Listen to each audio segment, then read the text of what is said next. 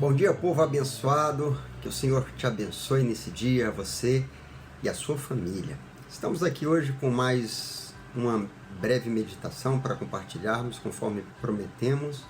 E no vídeo passado nós falamos sobre quando Moisés subiu alto da colina com a vara de Deus, vara esta que representa as armas espirituais com as quais nós devemos lutar.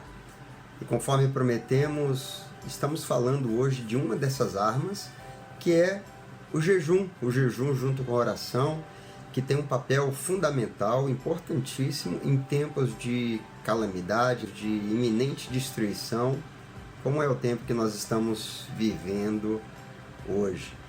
Então, quero falar com você sobre o poder dessa arma e incentivar você a que pratiquemos nesses dias o jejum e a oração. Nós vemos vários relatos de que fizeram toda a diferença durante um tempo de calamidade que o povo de Israel enfrentava.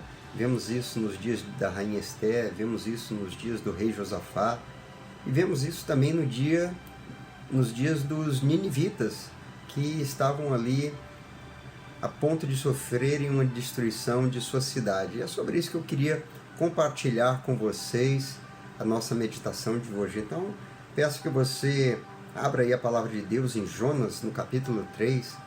Vamos ler dos versos 4 ao verso de número 10. Assim diz a palavra do Senhor. Jonas entrou na cidade e a percorreu durante um dia, proclamando: daqui a 40 dias Nínive será destruída. Os ninivitas creram em Deus, proclamaram jejum e todos eles, do maior ao menor, vestiram-se de pano de saco. Quando as notícias chegaram ao rei de Nínive, ele se levantou do trono, tirou um manto real, vestiu-se de pano de saco e sentou-se sobre cinza. Então fez uma proclamação em Nínive: por decreto do rei e dos seus nobres, não é permitido a nenhum homem ou animal, bois ou ovelhas, provar coisa alguma. Não comam nem bebam. Cubram-se de pano de saco, homens e animais, e todos clamem a Deus com todas as suas forças. Deixem seus maus caminhos e a violência. Talvez Deus se arrependa e abandone a sua ira, e não sejamos destruídos. Deus viu o que eles fizeram e como abandonaram os seus maus caminhos. Então Deus se arrependeu e não os destruiu, como tinha ameaçado. A situação que Nínive vivia naqueles dias é muito parecida com a situação que vivemos nesses dias, porque havia uma ameaça de uma iminente destruição que havia sido proclamada pelo profeta Jonas, que andava por aquela cidade declarando essa destruição que chegaria em 40 dias. Havia até mesmo um prazo. Então nós temos ouvido muitos canais de notícias e redes sociais proclamando uma destruição iminente, né? Destruição não somente da saúde das pessoas, mas destruição também da economia e de outras coisas que são importantes para nós. E até prazos têm sido estabelecidos, né? As pessoas falando aí do tempo de disseminação desse vírus, de em quantos dias a situação vai ficar pior. Então isso tem gerado uma verdadeira situação de pânico, de medo, de ansiedade nas pessoas. Mas nós precisamos olhar para o que a palavra de Deus nos ensina sobre o poder do jejum, qual foi a atitude que os ninivitas tiveram, e aprender com eles. Então vamos ver, o verso 5 diz que os ninivitas, do maior ao menor, creram em Deus. A primeira coisa muito importante de a gente entender nesse contexto que vivemos é que precisamos crer em Deus. Não precisamos ficar crendo nas proclamações negativas que estão sendo feitas, no terror que está sendo anunciado, mas nós precisamos, acima de tudo, crer em Deus. Precisamos crer no Senhor de todo o nosso coração e nos voltarmos para Ele. E diz ali o verso 5 que do maior ao menor, ou seja, isso inclui todos da família, né? Até mesmo os filhos, todos devem crer, devem se voltar, e eles proclamaram no jejum. Todos participaram e vestiram um pano de saco, o que significa uma atitude de um coração humilde, se humilhando diante de Deus. Os versos 6 e 7 nos contam que o rei, quando recebeu essas notícias, ele também se humilhou, dando exemplo de que, como líder, um exemplo para nós, né? Líderes, pastores, líderes de igrejas, pais, líderes da nação, líderes de governos, nós precisamos dar o exemplo, nós precisamos crer em Deus, nós precisamos nos humilhar diante de Deus, nós precisamos nos arrepender diante de Deus. E o rei fez um decreto que até os animais jejuassem. E sabe o que nós vemos, queridos? Que esse foi um jejum que funcionou. Então nós precisamos aprender, porque tudo que está escrito para o nosso ensino foi escrito. Vamos aprender com os ninivitas como foi esse jejum e como que ele deu certo, né? Os versos 7 e 8 nos mostram o decreto que esse rei fez sobre esse jejum. Hoje é um tempo que muitos decretos têm sido emitidos pelas diferentes autoridades em diferentes níveis aí, limitando o nosso trânsito, limitando o acesso a tantas coisas. Claro, todas são medidas buscando a nossa proteção e buscando conter a disseminação desse vírus que tem causado tantos males, né? Mas aqui um decreto muito importante foi proclamado, um decreto para que o povo se voltasse a Deus, para que o povo jejuasse. Esse é um decreto que eu quero incentivar você a fazer na sua casa, a fazer com sua família. É um decreto, vamos entender, um decreto como vindo da parte de Deus para nós, os que cremos no Senhor. Um decreto para nós nos voltarmos para Ele com o coração humilde, de todo o coração, e o buscarmos. E vamos ver as características desse jejum, como que deveria ser. Eles deveriam jejuar, humilhar-se diante de Deus e clamarem com todas as suas forças, ou seja, deveria haver oração intensa e deixar os seus maus caminhos e a violência, o que significa um arrependimento. Então, de forma prática, eu quero incentivar você a proclamar jejum. Há diferentes formas de fazer jejum, né, de durações distintas. Alguém jejua uma refeição, alguém jejua 2 refeições ou o dia inteiro. Alguns fazem jejum só do alimento sólido, outros fazem jejum completo. O que eu quero enfatizar aqui é a importância de você separar um tempo de se abster de alimento e se voltar para o Senhor de todo o coração, porque essa é uma arma poderosa.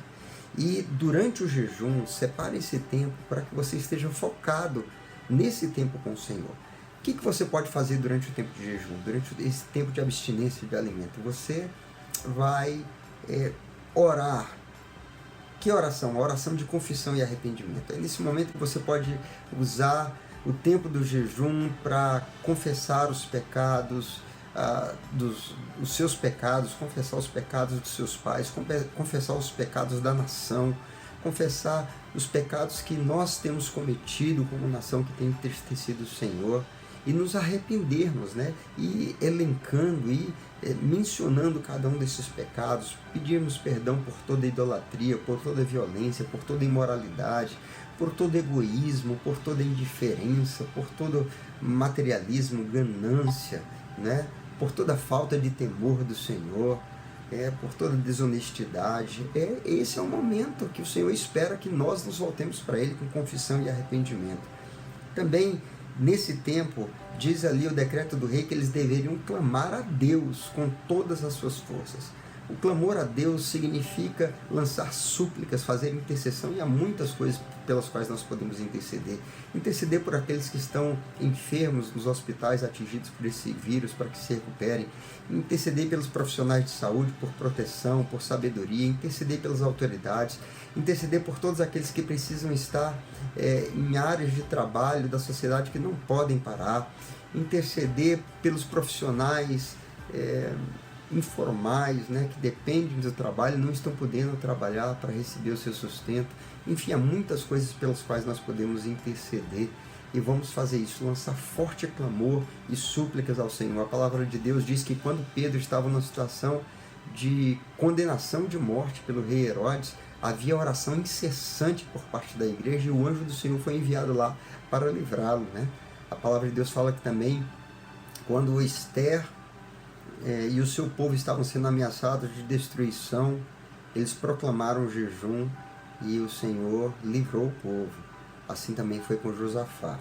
Então precisamos lançar o clamor, jejuar. Davi, quando chegou em Ziclag, chorou até não ter mais forças, né? Mas Deus reverteu aquela situação e Ele resgatou a família de volta. Então vamos fazer isso. Outra coisa que você pode usar O tempo do jejum, para incentivar a sua família a fazer, é meditar na palavra de Deus, se expor à palavra, deixar que a palavra nos confronte, fale conosco, nos revele a vontade de Deus. Isso é um tempo muito importante para ser usado também lendo a palavra de Deus, né? E eu quero encorajar você a se desligar do celular, a se desligar das redes sociais e usar o tempo do jejum para focar na sua comunhão e tempo com o Senhor. E sabe qual que foi o resultado desse jejum? Está lá no versículo 10 do texto que nós lemos. Diz assim: Deus viu o que eles fizeram e não foram destruídos. Que maravilha é nós sabermos que há um Deus que ouve o nosso clamor, que ouve um coração contrito, arrependido, que o busca sinceramente, e esse Deus se volta para nós com seu favor e muda aquilo que está decretado sobre a nossa vida em termos de destruição. Porque Ele não tem prazer na destruição, Ele não tem prazer na morte, na nossa morte. Deus quer nos abençoar, mas Ele quer que nos voltemos para Ele com o coração sincero. Eu quero encerrar essa meditação lembrando de Juízes no capítulo 10, quando o povo ali havia quebrado a aliança com o Senhor, estava servindo aos deuses dos filisteus, dos amonitas, aos baalins, e eles se voltaram a Deus porque estavam sendo dominados. O Senhor os abandonou e eles estavam sendo dominados pelos filisteus e os amonitas. Eles buscaram socorro e o Senhor falou: olha, já que vocês estão adorando aos deuses deles, então busquem que os deuses deles livrem vocês, porque eu não vou mais livrá-los. Chegou a esse nível o ponto de tristeza do coração de Deus para com o povo. Mas eles disseram: Senhor, faça o que quiser conosco. E a reação deles, eles lançaram fora os deuses estranhos e passaram a buscar a Deus e a cultuar ao Senhor. E o que me chama a atenção está no verso 16, que diz assim: e o Senhor não pôde mais suportar o sofrimento de Israel. A versão Almeida atualizada diz: já não pôde ele reter a sua compaixão por causa da desgraça de Israel. Esse é o Deus que nós servimos. Quando nos voltamos para Ele com o coração contrito, humilde, genuinamente arrependido, reconhecendo que dependemos, que precisamos dEle, Ele vem em nosso favor. Ele muda o quadro, Ele muda a nossa sorte. Há um grande efeito no jejum, né? O jejum nos aproxima do Senhor, o jejum purifica o nosso coração, o jejum nos leva a rever as nossas atitudes. E quando nós temos uma mudança, uma atitude correta, Deus se volta para nós e muda a nossa realidade. Quero incentivar você nesses dias a desafiar aí os membros da sua família, vocês juntos ou individualmente, mas que sejam dias de jejum, para que também, assim como aconteceu com Nínive, a nossa sorte seja mudada. Muito obrigado por ouvir, por tirar esse tempo para ouvir esse compartilhar dessa meditação. Que Deus abençoe sua vida. Quero encorajar você a se inscrever no nosso canal, se você quiser ouvir as demais mensagens que nós vamos estar liberando ao longo dos próximos dias. E mais uma vez agradeço a sua atenção. Fique na paz, Deus te abençoe, juntos nós vamos vencer, porque o Senhor é conosco, e se tivermos a atitude correta, vamos ver o favor de Deus nos alcançando. Grande abraço, fique na paz.